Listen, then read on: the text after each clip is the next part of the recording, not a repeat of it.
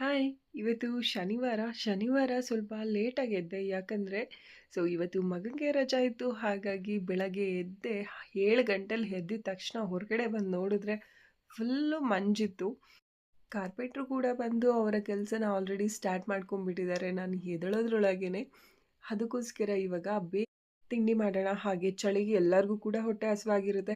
ಇವತ್ತು ಪೂರಿ ಮತ್ತೆ ಹೆಸರುಬೇಳೆ ಡಾಲ್‌ನ ಮಾಡಿದೆ. ತುಂಬಾನೇ ಚೆನ್ನಾಗಿತ್ತು. ಇದನ್ನೆಲ್ಲ ಮುಗಿಸ್ಕೊಂಡು ಕಾರ್ಪೆಂಟ್ರು ತಿಂಡಿನ ಮುಗಿಸ್ಕೊಂಡು ಅವರು ಕೂಡ ಹೊರಟ್ರು. ಇವಾಗ ನಾವು ಸ್ವಲ್ಪ ಬ್ಲೌಸ್ ಸ್ಟಿಚಿಂಗ್ಗೆ ಅಂತ ಹೇಳಿ ಕೊಡೋದಕ್ಕೆ ಸಿಟಿಗೆ ಹೋಗ್ಬೇಕಿತ್ತು. ಅಲ್ಲಿಂದ ಬಂದ್ವಿ. ಅಲ್ಲಿ ಎಲ್ಲ ಮುಗಿಸ್ಕೊಂಡು ಬಂದಮೇಲೆ ಇವಾಗ ನೈಟ್ ಏನಾದ್ರೂ ತಿಂಡಿನ ಪ್ರಿಪೇರ್ ಮಾಡೋಣ ಅಂತ ಹೇಳಿ ಲೆಮನ್ ರೈಸ್‌ನ ಮಾಡ್ತಾ ಇದ್ದೀನಿ.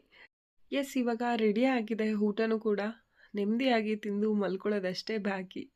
ಇವತ್ತಿನ ಒಂದು ಮಿನಿ ವ್ಲಾಗ್ ಇದಾಗಿತ್ತು. ಇಷ್ಟ ಆದರೆ ಲೈಕ್